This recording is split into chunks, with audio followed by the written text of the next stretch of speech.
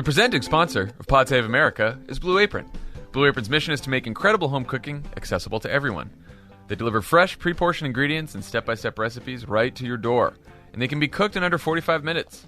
The menu changes every week based on what's in season, and it's designed by Blue Apron's in-house culinary team. They have a team of professional chefs putting in a lot of care into creating recipes each week. This month, the featured meals include sheet pan roasted pork with fall vegetables and creamy maple mustard. So good you'll sheet yourself.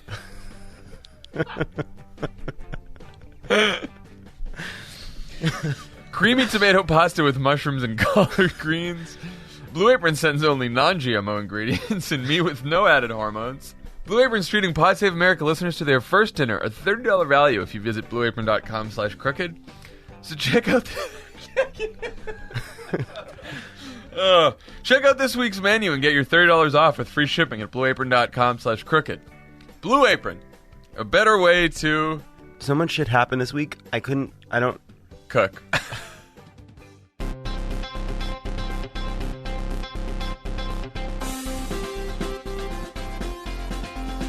Welcome to Pod Save America. I'm John Favreau. I'm Dan Pfeiffer. Today on the pod, we will have the interview that Ira Madison and I did at our Santa Barbara show with actor and activist Jesse Williams. Also, thanks everyone who came out this weekend to see us. And, Dan, tickets are on sale now for our 2018 tour dates. Very exciting. They are going fast, people. Get them. They're going fast. Ones that are coming up soon, the Dolby Theater right here in Los Angeles, where they have the Oscars. That's going to be exciting. That's in early February. We're going to do one in LA before we head out on the road again. We're going to be in Europe in January. So there's a couple dates there. And then in February, we got Vegas and Phoenix and Denver. Denver's going really fast, but plenty of tickets to Vegas and Phoenix left. So anyway, go check it out. It's crooked.com/events. You can check out all the tickets. Also, today is December 7th. Open enrollment for the Affordable Care Act ends on December 15th. So if you or someone you know wants to sign up for health insurance, please go check out healthcare.gov. Very affordable options this year.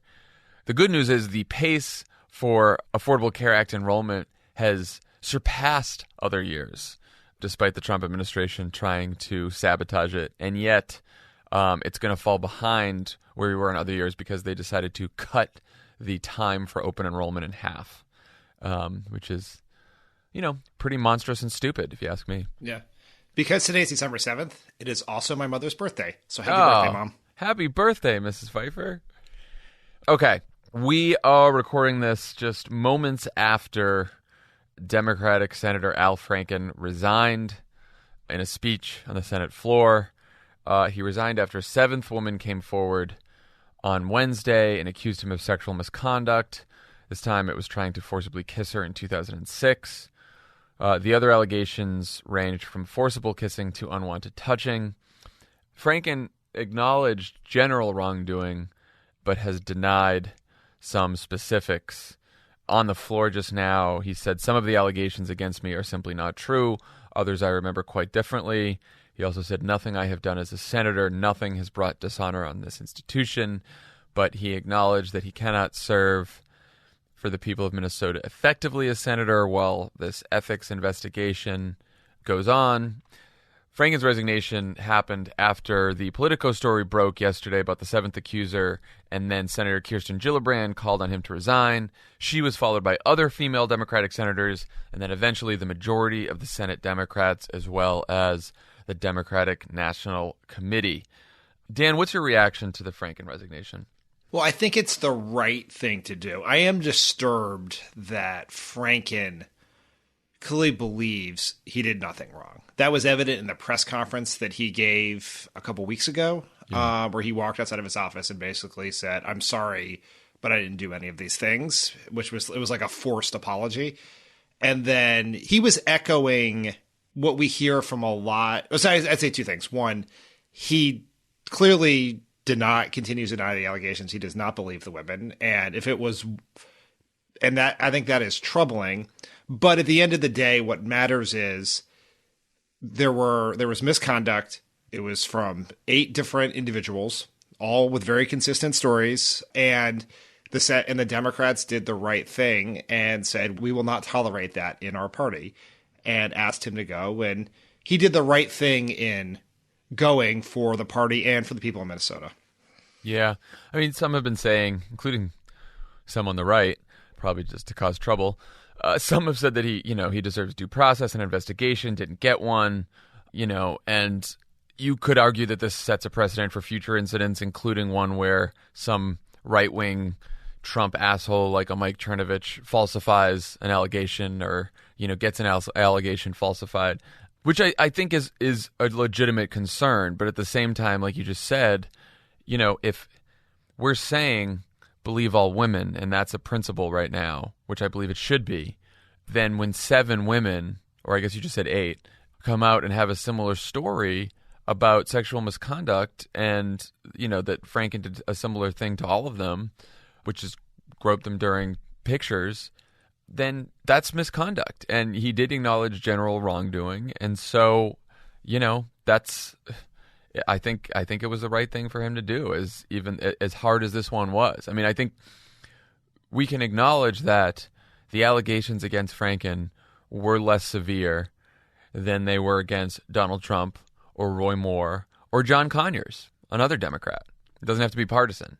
And, and even as they were less severe, if we're going to have zero tolerance for sexual harassment and sexual assault, then zero tolerance means zero tolerance. Yeah, I think that's exactly right. And the one thing that I'm somewhat disturbed by is I guess I shouldn't be disturbed. Maybe I'm disturbed but not shocked about some of the media pundit reaction, which frames the Democratic response to this in terms of politics. Now, let's stipulate it's Washington. Politics overhangs everything, right? You can't think about how Democrats respond to Franken without thinking about how the Democrats will handle the potential election of Roy Moore or the mere fact that Donald Trump continues to serve as president despite a long history of sexual misconduct, which we know because he's bragged about it on tape on multiple occasions. But it can be that this is the politically right thing to do, and it is also just the right thing to do. Well, yes, Dan. This got me so angry this morning because you're right. Stipulated that there is a political angle to this, and if you're a political journalist, you should cover the political angle. We are going to talk about the politics here. But that's not how a lot of these stories are starting, right? They're sort of jettisoning the actual facts of the case. I saw an NBC headline this morning, Dems ditch Franken to get more. On CNN today, it was saying Democrats seek moral high ground.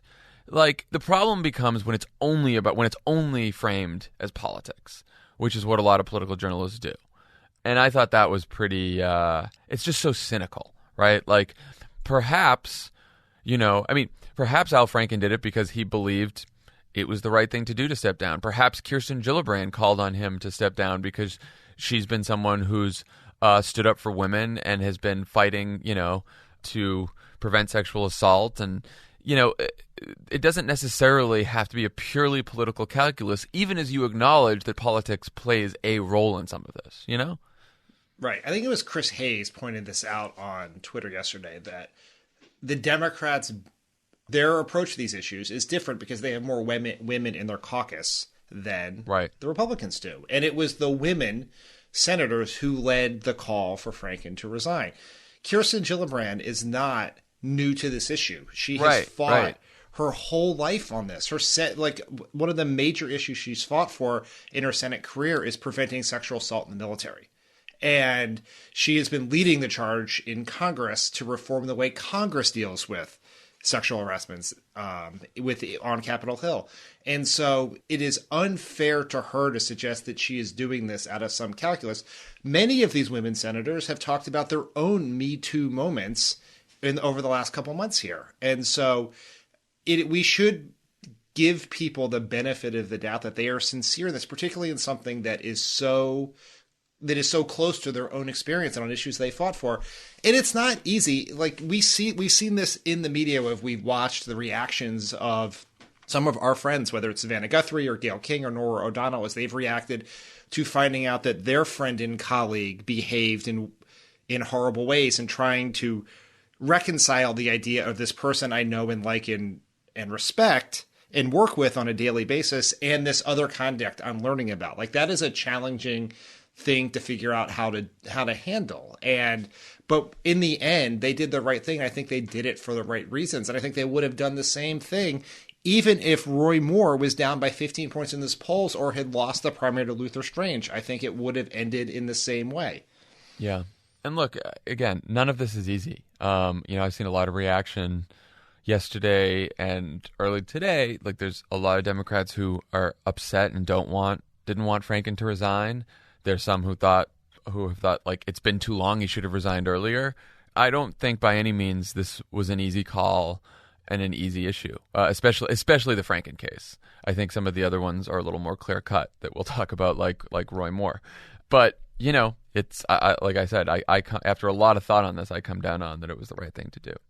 It is outrageous, however, that still in public life, Republican Representative Blake Farenthold, who settled a sexual harassment suit with his staffer in 2014 for $84,000 paid for by taxpayers. Alabama Senate candidate Roy Moore, who's been accused of molesting multiple underage women, plenty of evidence in that case. And President Donald Trump, who's been accused of sexual harassment and assault by 12 women and was caught bragging about it on tape. Mitch McConnell yesterday, his statement on Franken was quite interesting. He said, while the Senate Ethics Committee is reviewing these serious allegations, it now appears that Senator Franken has lost the support of his colleagues and, most importantly, his constituents. I do not believe he can effectively serve the people of Minnesota in the U.S. Senate any longer. And, my question is, can one Republican explain why Al Franken should step down but Donald Trump shouldn't? We'd just love to hear one of them try to answer that question. Or Farenthold. Or Roy Moore. Right, exactly. I'd love to hear someone ask the question. As far as I can tell, it's happened once, and it was Steve Inskeep to Paul Ryan, and then Paul Ryan just melted like the Wicked Witch of the West right as he asked it, and the interview ended. Right. It's just, and there's a lot of angry Democrats out there who are like, why is he doing this? Why is Franken doing this? Because none of these Republicans are going to step down. And look, I've said this before on this podcast. The Franken thing is the right thing to do, but we shouldn't pretend this whole idea that, Democrats will then capture the moral high ground and somehow that will help push some of these Republican sexual harassers out of office. I never really believed that was going to be the case because the Republicans don't fucking care. They don't. They just don't care. But that doesn't mean that we should say, okay, well, since you don't care and you're going to let sexual predators run for office and be president of the United States, then we're just going to follow you down that path. Sometimes the right thing is just the right thing. Right. And you have to believe, and I believe, despite the dark world of 2017, that in the end, doing the right things is the better politics. And if you don't believe that... This is what Barack Obama always taught us. Right. We should just give up and become like the Republicans. And that, I think that would be disastrous for the country, but we need people to believe in us to turn out and vote. Republicans want people to be so cynical that they think it's not worth voting, and their core voters turn out. And so to do that, you got to do the right thing. And if you don't believe that, get out of politics. Yeah, I acknowledge that short term, this probably isn't good politics for us. And, by the way, some people are like, oh, this was easy because a Democratic governor of Minnesota is going to just appoint a Democrat. Well, Minnesota was a little too close for comfort in 2016 when Hillary and Trump went against each other. We now have two seats that we're defending in 2018 in Minnesota, Amy Klobuchar's seat, and now this seat that Franken just stepped down from. So it's not a slam dunk by any means. And so I don't think that the short-term politics of this are great or a big win. But I do think the right thing to do is right long-term for us because, we're a party that, says that we believe women and that we want to prevent and stop sexual harassment and sexual assault. And I think when politicians show that they have integrity and that they're doing what's right, that might not pay off in the short term, but it does pay off in the long term. And we talked about this a little bit with Anna last week, which is what is ultimately critical here is that we have a larger culture change in this country because it is not unique to Hollywood, Congress, media companies that sexual harassment and misconduct is happening all over the place. It is happening in workplaces of all shapes and sizes all across this country. And we're only finding out about the ones that are very close to the media, which is ferreting these out. And if we're going to have that cultural change, it's going to require people to be held accountable, and that includes politicians. Right. And now, at this point, basically the only people in the country, we've said this before, who have not been held accountable for sexual assault and sexual harassment are Republican male politicians. That's the only group in the country so far. Every other industry, Democrats in politics, everywhere have stepped down or been forced out of their jobs over these allegations, except for Republicans. Speaking of that, we talked about this on the last pod, but the Republican Party has now gone all in on Roy Moore. You've got the RNC spending money on the race again. They've jumped back into the race, which was quite an interesting move. The pro-Trump super PAC is spending a couple million there in the last week. McConnell, who said that he believes Roy Moore's accusers, still think that the people of Alabama should decide, which is as cynical as you can get. Orrin Hatch, who, time for you to retire, buddy, who's out there saying, oh, yeah, well, these allegations happened years ago, as if there's a statute of limitations on that kind of shit. Unbelievable. And Trump is all in. So what do we think about this? Now, we should acknowledge that Jeff Flake, who's retiring, he sent a check to Doug Jones, tweeted that out. Mitt Romney, who's obviously not in office, he made a pretty strong statement about how the party shouldn't be connected to Roy Moore and that no Senate seat is worth that. Why aren't more Republicans donating to Jones?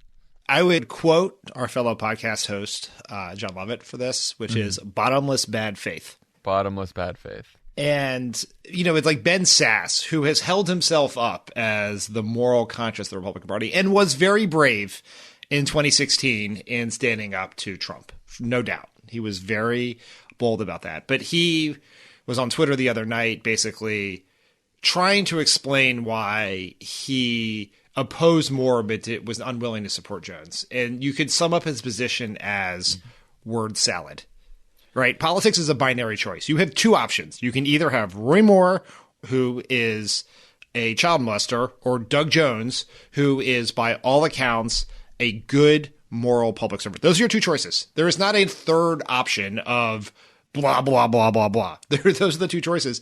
And making a choice requires courage, and they are unwilling to have it because of politics. It's all it is. They are afraid that Steve Bannon is going to come to their state. They are afraid that Donald Trump is going to tweet about them. They're afraid the Roy Moore base, whatever the fuck that is, the pro-pedophilia wing of the party, will come after them. It's not the easiest thing in politics should be opposing a child molester, but they can't do it. And the overhang of this also is important is they are very afraid they're going to need Roy Moore's vote to pass this tax bill because they can only lose 2 votes, and they are in danger of not being able to fulfill the deal that they gave Susan Collins, which she agreed to vote for the tax bill last week. And so what it really comes down to is that a tax cut for the rich supporting child molester is preferable to a Democrat. That's which right. is a joke that if we had made about Republicans, we would have been lambasted for being unfair to them. It is impossible to be unfair to this Republican Party because every time you set the level of what would be below the belt, they go below it. Yeah, and we should just talk about this as an aside with this tax bill here. So goes to conference committee so that they can resolve the differences between the House and the Senate bill. But like you said, normally what happens is it goes to conference committee, they work out a new bill that's a combination of the House and the Senate bill, resolve the differences, and then the bill has to go back to pass the House one more time and to pass the Senate one more time. Now, some people have said, well, if they get in trouble here, basically the House can just pass the Senate bill without a conference committee, even though the House wants some changes. And in an emergency, the House can just do this and the differences aren't that big and it's fine and Republicans can get their tax cut. Well, maybe not anymore, because they are now realizing that as they were scribbling changes onto the bill at 1 a.m. when they were trying to pass this tax cut, they made a bit of a mistake. It was a $300 billion mistake.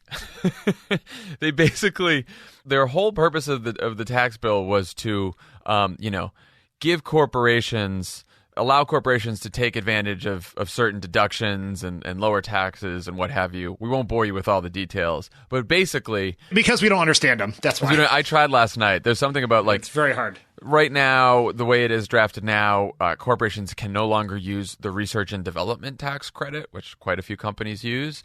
And then, the whole way internationally businesses are taxed, they wanted to change that. That was the whole purpose of the bill. And that's now null and void because of a mistake that they made.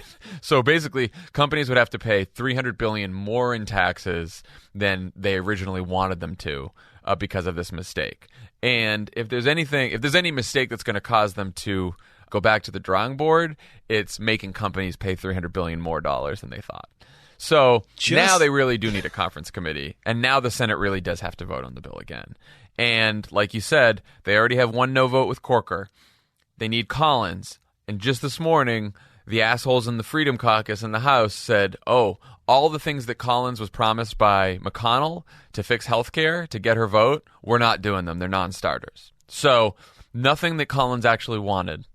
And the whole reason that she voted for this thing is because she got these IOUs from Mitch McConnell. None of that stuff now is going to end up in this bill, at least if a lot of these House Republicans have anything to say about it. We'll see. Maybe they'll change their mind.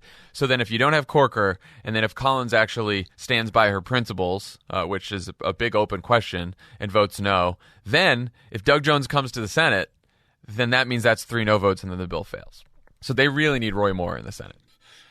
So Steve Bannon was down in Alabama stumping for his friend Roy Moore, and he, of course, most of his attacks were focused on Jeff Flake. He attacked Mitt Romney for his statement and decided to attack Mitt Romney for not serving in Vietnam because he was hiding behind his religion. He attacked Mitt Romney's sons for not serving. This is the Steve Bannon who was campaign manager for draft dodger Donald Trump, who decided that he couldn't enlist in Vietnam because of bone spurs, imaginary bone spurs. What a monster. It's just really the worst person. He really, I know we always say Donald Trump is our worst citizen, and he probably is, but Steve Bannon is coming up fast. He is just, the thing that it is so galling how important and smart he thinks he is, and how willing the Republicans are to allow him to continue believing that by inviting him down there and then acting like he matters that much. And he, is this worth pointing out, he runs a website out of his basement. Anyway, the point is, support Doug Jones. This race is not over by any means. I think Doug Jones is an underdog here, but he's got a real shot. Harry Enton 538 has a piece out today talking about how not unreliable, but how a lot of Senate polls, the margin of error has been quite large over the last 10, 15 years. And Moore's probably 3-point lead right now is well within the margin of error. And look, this should not be – it's interesting. We focus a lot on Roy Moore's, on the allegations against him by these women for molesting underage women. But even before that Washington Post story broke, this is a man who said homosexuality should be illegal. A man who said that women shouldn't be able to vote or run for office and that Muslims shouldn't serve in Congress. Way before that Washington Post story, this man should have been disqualified from office. It is insane that the Republican Party is behind this guy. Insane. They have decided that they are willing to support, essentially, R. Kelly for Senate. Yeah. It's really unbelievable. And, you sort of referenced this in the McConnell tweet, but it's been really interesting to watch how the Republicans are setting themselves up to justify not kicking Moore out of the Senate. Because it's worth remembering, the Senate, McConnell has the power to send Roy Moore home, right? He can expel him from the Senate if he is elected, which they almost certainly would have done if he was elected and then these allegations came out and he refused to resign. Right. But so last night on Fox News, you had a bunch of horrible people defending Al Franken, basically saying he was being run out of town without due process. And then Newt Gingrich, moral conscience of the Republican Party, tweeted, Franken, 1 million Minnesotans picked him for Senate in 2014. 30 self-appointed, quote, pure senators won him out. What happened to popular vote? So this is all the justification for, well, he's terrible, but who are we to tell the people of Alabama, we will not invite their child molester to our weekly lunch so we can vote for our bills. It's gross. Doug Jones, people. I thought Doug Jones had a great line the other day. I'm proud of what I've done to ensure that men who hurt little girls end up in jail and not the Senate. Doug Jones. We talk a lot about Roy Moore on this pod, but Doug Jones is as good of a candidate and as good of a Democrat and as good of a human being as you can find. This is a man who prosecuted KKK members who murdered little girls, and has had a long career on being tough on crime, and he's a good Democrat, and we should send him to the United States Senate. The people of Alabama should. So donate to Doug Jones, and hopefully he can pull it through. Okay, when we come back, we're going to have Tommy Vitor on to talk about the Trump administration's decision to declare Jerusalem the capital of Israel.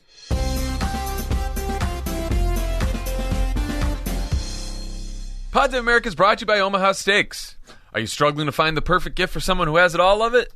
Always. You get the perfect gift and avoid the mall's lines and crowds. I hate the crowds at the mall. Me too. It's like we're trying to get a table at the Cheesecake Factory here. Let me tell you about Omaha Steaks. 70 minutes? Let me tell you about how What kind of animals are waiting for a table that long? To have some respect for yourselves. We did. We tried. But we didn't take the buzzer. No. It was an hour wait in San Francisco to go to Cheesecake Factory. Because of those lines and crowds at the mall. Love it. Aaron Ryan and I tried our best. That was pundit barking. That was Leo. Let me tell you about how Omaha Steaks and how for only $49.99 you can get their family gift pack when you go to omahasteaks.com and enter PSA in the search bar. That's 75% off of it. I give this to my father all the time. He loves the Omaha Steaks. We go up to Thousand Oaks, cook up some Omaha Steaks. I got to mail some steaks to Florida. Do it. Right now, Omaha Steaks is giving an exclusive savings just to our listeners. Listen to everything that you will get for less than $50. 2 filet mignons, 2 top sirloins, 2 boneless pork chops, 4 boneless chicken breasts, 4 kielbasa sausages, 4 burgers, 4 potatoes au gratin, 4 caramel apple tartlets, 1 Omaha Steak seasoning packet, plus 4 additional kielbasa sausages for free.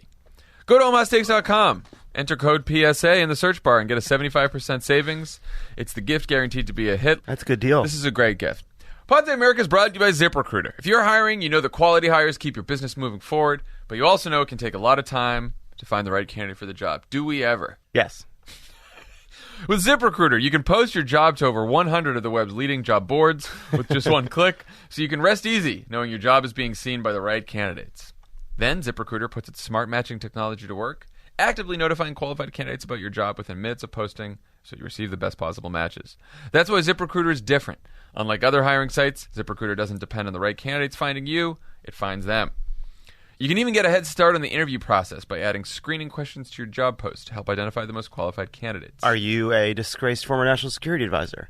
Are you under house arrest because of the crimes you committed in Ukraine? No wonder 80% of employers who post on ZipRecruiter get a quality candidate through the site in just one day. And the easy-to-use dashboard lets you manage your hiring process from start to finish all in one place. ZipRecruiter is the smartest way to hire. Smartest. Find out today why it's been used by growing businesses of all sizes and industries to find the most qualified job candidates with immediate results. Right now, Pod Save America listeners can post jobs on ZipRecruiter for free. That's right. Go to ZipRecruiter.com/crooked. One more time. ZipRecruiter.com/crooked. There you go. Okay, we're back with Tommy Vitor. Vitor Detour here. Hey, guys. Hey, Tom. Hi, Tommy. Hi, Thursday. So I didn't really have time to read all about this yesterday because there were 80,000 other things in the news. Yeah. But I heard that the Trump administration declared that Jerusalem is the capital of Israel. It is. And that the U.S. Embassy would be moving there. Or at least that was the plan. And that this decision was pushed on him by our friend Jared Kushner. Yeah. What's the background here? Why did he do this? What's the backstory? So in doing this, he broke with like 7 decades of U.S. policy. He also broke with essentially everyone else in the world. All the Arab states didn't want him to do this. Allies like France, like the Pope, frenemies like China, reportedly even members of his national security team didn't want him to do this.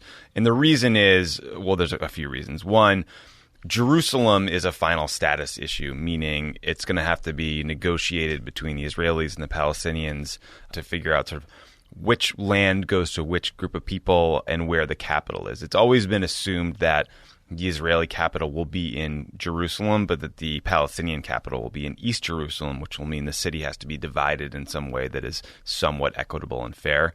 I think Palestinians and Arab states rightly feel like Trump just gave the Israelis sort of the most important piece of these negotiations because of the religious and historic significance of that piece of territory. So, yeah. I just want to talk about that. The religious significance of Jerusalem is that for both the Muslim world and the Jewish world, Jerusalem is an important city. Is that? Yeah, I mean, for Muslims, Christians, and Jews, right? Right. You have the Temple Mount, you have the Al-Aqsa Mosque, you have like enormous historic religious significance in this one city, and so obviously it is a fraught decision, and something that has been deeply litigated for like literally decades, trying to figure out neighborhood by neighborhood, block by block, which territory will go to which group. And Trump just came out and said, here's your capital. Now, his team will say, essentially, he was just stating a fact, a reality, that ultimately Jerusalem will be the capital of Israel. That is, in some ways, true, but it's still a big deal that the United States, which is supposed to be an honest broker in these negotiations, would be seen to be giving such a huge chit to the Israelis this early in the process. Because this has been a sticking point for every single Middle East peace set of negotiations for as far back as there have been negotiations on Middle East peace. Yeah, right? I mean, they're huge. Every part of the Middle East peace process is a brutal long-term negotiation, and that goes for sort of borders, specific territory. I mean, when you're talking about like settlement construction and how those might be swapped, how sort of territory where Israelis have built settlements in the West Bank might be swapped for territory that Israelis currently hold, you're literally talking about like block by block, right? So this is painstaking stuff. But the Jerusalem portion of these negotiations is the most delicate, and the most sensitive, and most important because of all that historical significance. In the reporting, Jared Kushner, whose main job, it appears to be, is to try to strike a Middle East peace deal between the Israelis and the Palestinians, is reported to have pushed very hard for this, according to friends close to Jared, which is usually Jared. Yeah. Why would he do this? Why? I guess that's the only question, because I can't figure it out. Yeah, it's hard. It's hard to tell. I mean, I think Trump, I think the reports I've read is that, and this makes sense to me, is that Trump wanted to do this because he thinks I made a promise and I'm going to deliver on my promise, and other presidents haven't, and it's a talking point that's political, and he can seem pro-Israel, so he's coming out in favor of this. I think Jared Kushner, and I could kind of get where his head is on this, looks at this problem and thinks every administration has essentially tried doing this the same way for 70 years. Let's try something different. I get that, but I do think that he's probably listening to his friends in Saudi Arabia. He's listening to the Israelis who have convinced him to try something new that I think will be viewed by almost the entire world as putting a thumb on the scale in a big way for the Israelis, and ultimately probably making getting to a peace agreement harder. Like, there is no peace process right now. There's no, that we know of publicly, there's no set of talks that are ongoing. There's no negotiations. There's no process. There's no nothing. Obama tried and we failed, not for lack of trying, but it's where we are. What are the consequences of this move, or what might be some of the consequences? So the near-term consequences are strong reaction in the Arab world in particular.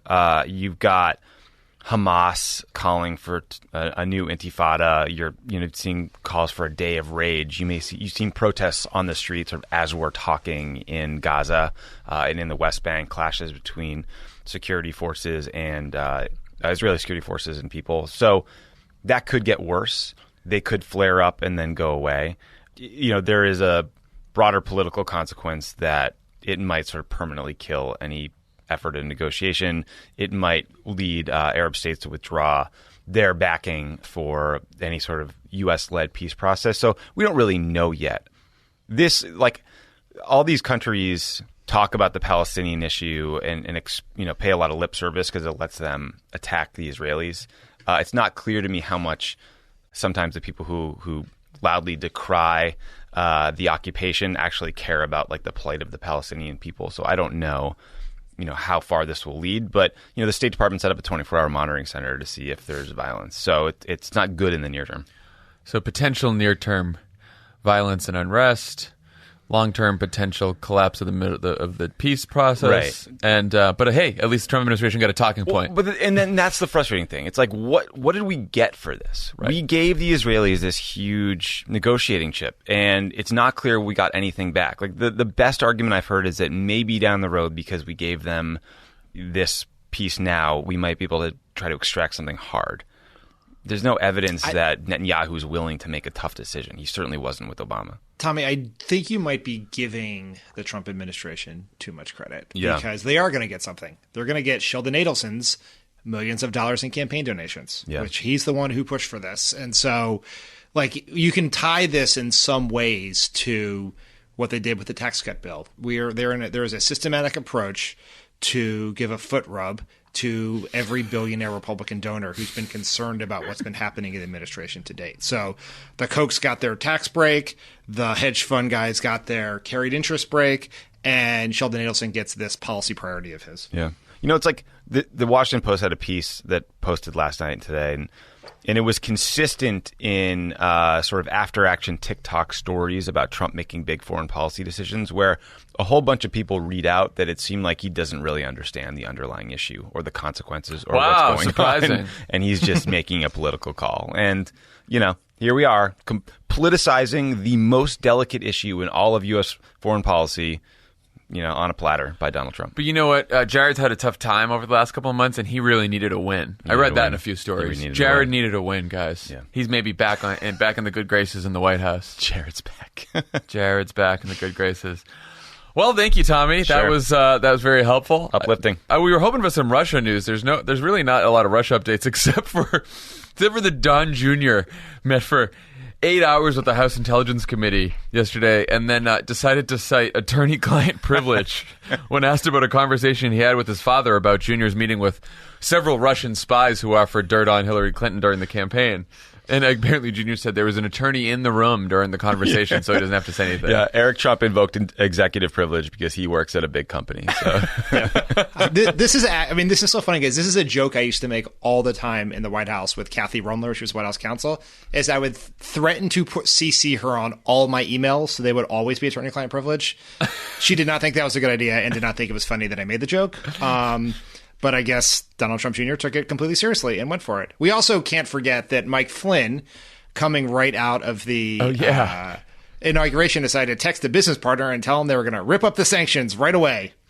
And build a bunch of nuclear facilities all over the Middle East. It's like, if you guys had read that story aloud to me a year ago, I never would have believed it. I would have said it was ridiculous. He is the most corrupt motherfucker ever, maybe in this whole administration. He's so bad at it. So yeah, no, he may not be the most corrupt, but he's certainly the most incompetent at being corrupt. Yeah, the incompetent and corrupt scale, he's definitely... Usually Intel guys like understand tradecraft and not leaving an electronic trail of your crimes. Not Mike Flynn. No. Text away. He was the head of the Defense Intelligence Agency. Yeah. Okay, well, stay tuned on that. Pod Save America is brought to you by Squarespace. Squarespace? Are you looking to make your next move? Yes. Well, you can do so with a beautiful website from Squarespace. You can get your unique domain and create a beautiful website. Squarespace has beautiful award-winning designer templates. There's nothing to install, patch, or upgrade, ever. Squarespace provides award-winning 24/7 customer support and a unique domain experience that's fully transparent and simple to set up. It's used by a wide range of creatives, people, and businesses. Creatives. Musicians, designers, artists, restaurants. You know, the word podcasts. creative and the word hipster are similar in that no one ever uses it to describe themselves. I'm a creative. No one ever says, I'm a hipster. Not ironic. People might say it ironically. Yeah, I mean, it's different in that creatives really do describe a class of people, but hipster is a stereotype, you know? Use offer code CROOKED for 10% off your first purchase of a website or a domain. I'm not a hipster. I have an internal experience, you know? I'm not your category.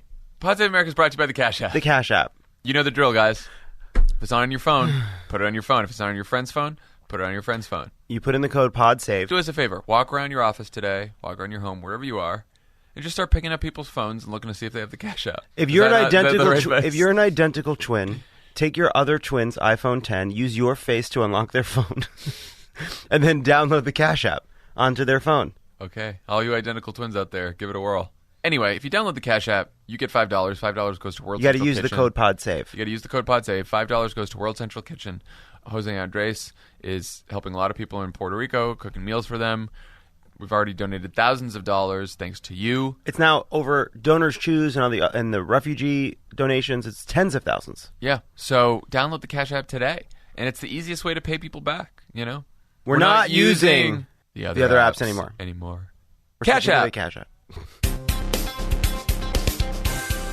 You've seen him in The Butler, Brooklyn's Finest, and Grey's Anatomy. He is executive producer of the documentary Stay Woke, the Black Lives Matter movement, and the upcoming documentary Withdrawn Arms. He's also taking Silicon Valley by storm with the launch of his new app, Blebrity. Actor and activist Jesse Williams.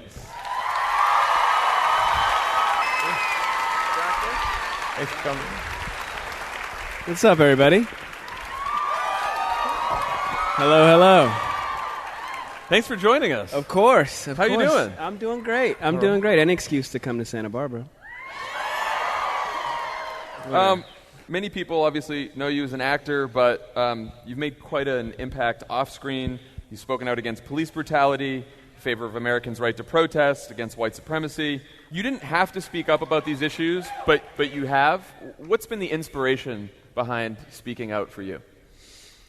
I've always had it. This is who I've always been. This is who I was raised to be. I just happen to have started acting, which means there are more cameras around. I think ultimately I just didn't change.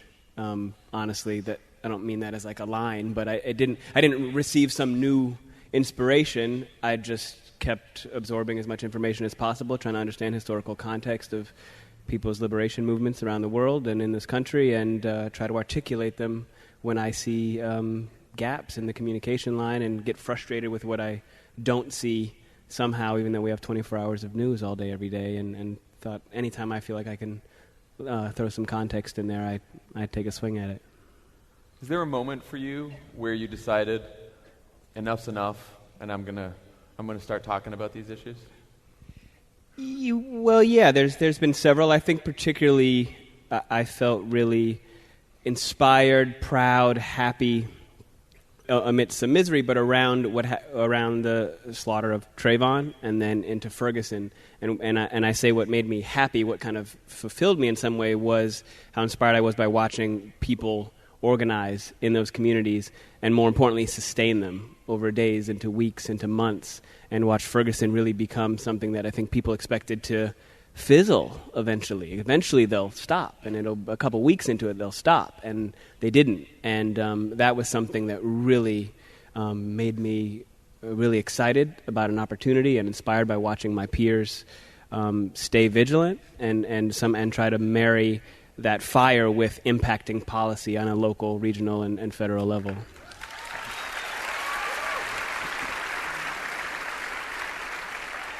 Speaking of some of your peers, what's that sort of like, when you are an outspoken sort of actor and celebrity, navigating the spaces where, you may be working with people who aren't as outspoken? Do they ever have... Are there moments where you find like teachable moments where you can, tell other people, if you would like to speak out, this is how you can speak out? Or do you ever find some people are like, I just don't want any part of that? All of the above, certainly. When you say peers, you mean fellow actors, right? Yeah. Yeah, we have, I find I'm constantly meeting folks who want to figure out. Some people don't really mean it. Hey, and if there's anything I can do, let me know. But most people do. And I try to meet them at whatever level they want to be on, they choose to be on, or they are on.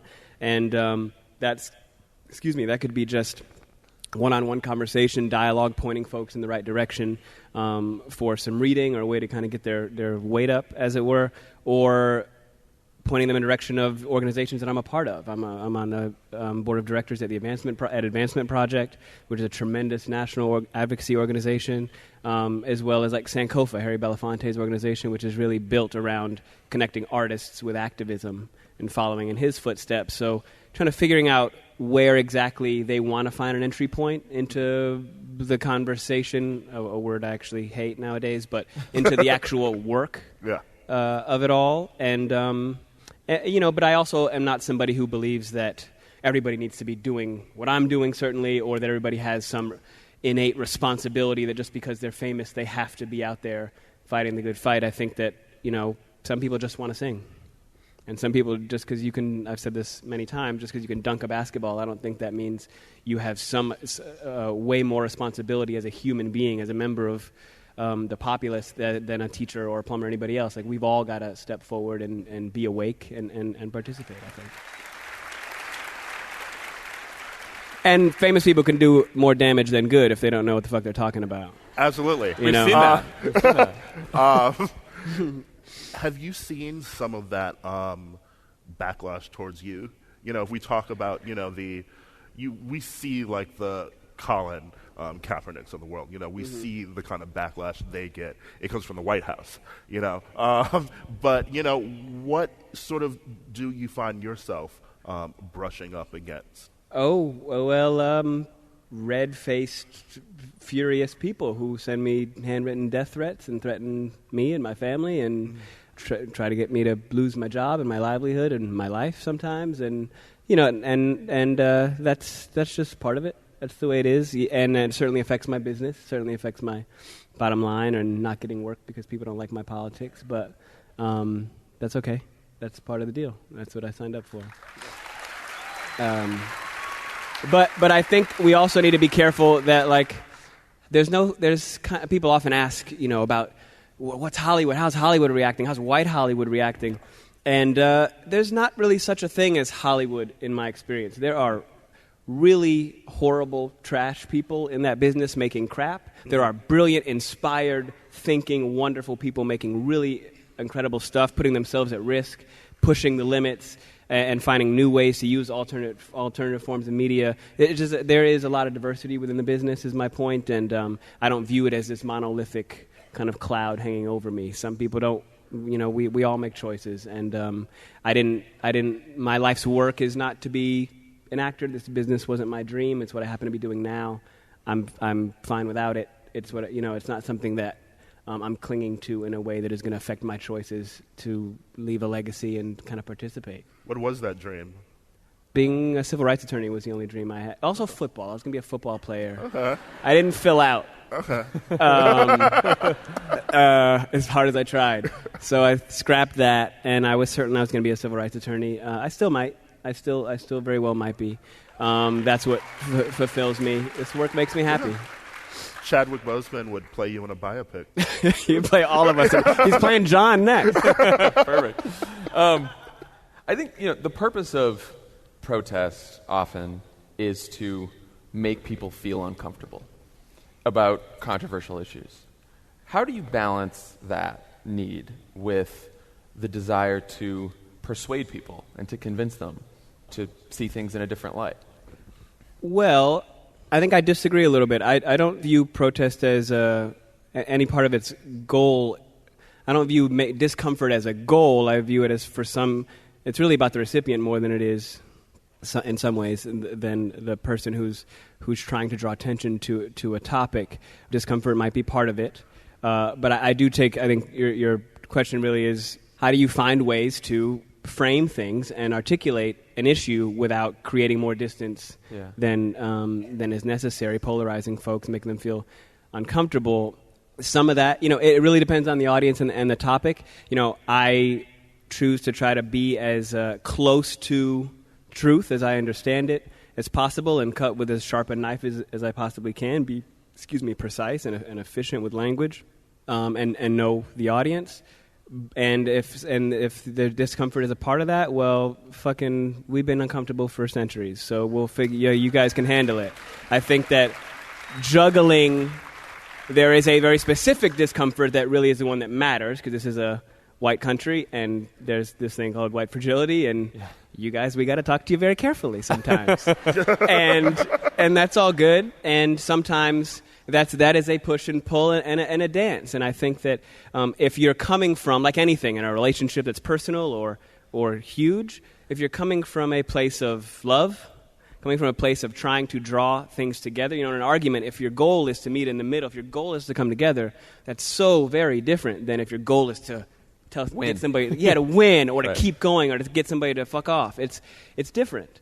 And, I like to participate in conversations, dialogue, megalog that is around a solution. It's really solution-oriented, and sometimes you need to, in order to trigger empathy and understanding, you need to really try to create space for them to feel and touch and smell what it is that you're living through. And the thing is, none of us are experts on everything. We're pretty ignorant on most things, right? Depends on what topic that you want to focus on, and giving people a chance to forgive themselves sometimes for not knowing what they didn't know until they were taught. But also, that's got to meet curiosity. Mm-hmm. Where as you get older, like, you got to demonstrate a real curiosity about things. You got to ask and lean forward into some of these things so that you're a worthy student. Kind of got to earn being a student as much as just sitting there isn't enough. Yeah. So in addition to acting and producing, you've also become a tech entrepreneur. You've built several apps. Yeah. What made you decide to follow that path? A variety of reasons. My first foray, well, I guess my first entry into apps was with Question Bridge, Black Males. This really dope. Excuse me, I haven't had a beer in a while. I'm trying to be cool with the fellas, you know. But was this transmedia project we did around black male identity that opened at Sundance in 2012. We went around the country interviewing black men from all walks of life, putting a camera on them, kind of Brady Bunch style, just them in a frame, and asking them to look into the camera and ask a question of other black men that they feel detached from, whether that's socioeconomically, politically, generationally, geographically, religious, whatever. Just a question you've always wanted to ask other black men. So we collected all of these questions for men, and then turned the questions on them and had them answer some questions. And what we ended up with was 150 hours of black men having these really private, intimate conversations with other men they've never met before. And we put it up on these 10-foot pillars, 5 10-foot pillars in museums. It's now at the Smithsonian in D.C., the African-American Smithsonian and Brooklyn Museum. Wow. And it demonstrates this the diversity within our demographic. There's more diversity within the demographic than there's outside of it. Black folks are not this homogenous group. There's no such thing as black guys do this. It's not. You can't complete that sentence. So that turned into an app where people can play around with it. So that was my first entry into kind of figuring out how technology and mobile devices can be used. Since we're all going to have our heads down and plugged into them anyway, how can they be used to kind of open things instead of close conversations? And then it turned in. Then I joined a team at Scholly, which is a really dope scholarship app. We simply connect students to the $100 million of unclaimed scholarships that exist every year. Wow. We've connected students to almost $100 million, over $80 million in scholarships for graduate school and undergraduate school. And then it's also fun. I think I realized, John, looking at social media, looking at how much blackness really drove trends, fashion, dialogue, conversation, the way people behave, move, and create in artistic spaces, and drove political conversations. Black Twitter driving like 7 of the top 10 trending topics per week. But we don't own any of it. We're not hired by any of those companies. We're not participating in the dialogue. We're just kind of swagging out other people's products. So we started Abroji, which was a way to use kind of GIFs and nuance and to add tone and texture to your conversations online, your mobile conversations, and try to be subversive in encouraging people to use black and brown and trans and LGBTQ bodies to express love and LOL and happiness and discomfort or whatever these reactions are. There wasn't to normalize blackness. We don't always have to be demonstrating or giving you a biopic of some hero or being slaves or experiencing some huge triumph. We can just be people. And so that was what that was about. And that's really fun. And then we have Celebrity, which is just a great fun game. It's a really fun kind of, I say parlor game, but I feel like I'm in the 30s when I say that. I feel like, what's a parlor? But it's like charades, but it just centers and normalizes black culture instead of all these other games that I was always, watching. We were playing Celebrity, which is, you've got topics like music or movies or things that black moms say. And we also have a category for white folks invited to the cookout. You might want to take a look, see if you're on the list. But we were playing this with a bunch of friends, and we had 2 white friends that are good friends of ours that were playing. They sat at a different table, obviously. And I'm kidding. But we were playing, and we were all having a great time. And when I noticed, they weren't answering anything. They didn't know the answers to this particular very black topic. Right. And I was like, wow, that's how we felt playing games our whole lives that don't have anything to do with us, don't include. You call it pop culture, but it's really white pop culture, or like, it's like R&B, but only when white people do it, like that kind of stuff. And so this was just something. This is just a fun game that we realized that we wanted to just kind of. What if we centered ourselves in the game? What if when we said pop culture, we included us? What if when we say music, we included us? What if when we list TV shows, it's not just Friends, Seinfeld, and Frasier? It's things that we also watch too. Those are some of my favorite shows. but it just includes us without it having to be a really big deal. That's great. And it's doing really great because people like to have fun. That's cool. Yeah. Well, before we let you go, you want to give it a go, don't we you? We want to play a little game here as well. We have John Lovett, who's going to host it. Guys, all right. Now for a game called Bleberty. Here's how it works. He explained it. We're going to do our version of it, which is a political version of Bleberty. Don't worry, I see what you all people look like. Every answer is Omarosa. It's Omarosa or Blackish. So we're going to play a political version of Bleberty right now. We're gonna put a minute on the clock, and we're gonna go through. We're gonna put something up on the screen, and one by one we're gonna play. I'm gonna go first, and we're just gonna rotate through as we get them. We'll hear a bell.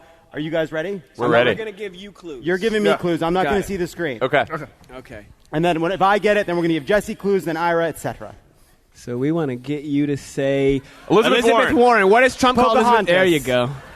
How dare you? By the way, Department of Education, Secretary of Education. Arnie Duncan. No, bad now? one. He's a dumbest black surgeon. politician. He's a surgeon, but he seems like he's mentally Ben ill. Carson? Yeah. That's it. Okay. I'm a better Fired ESPN. from ESPN. Jamel Hill. Yep. Love Jamel. The Apprentice. She's the answer to everything. Yes. Many people are talking about him more lately.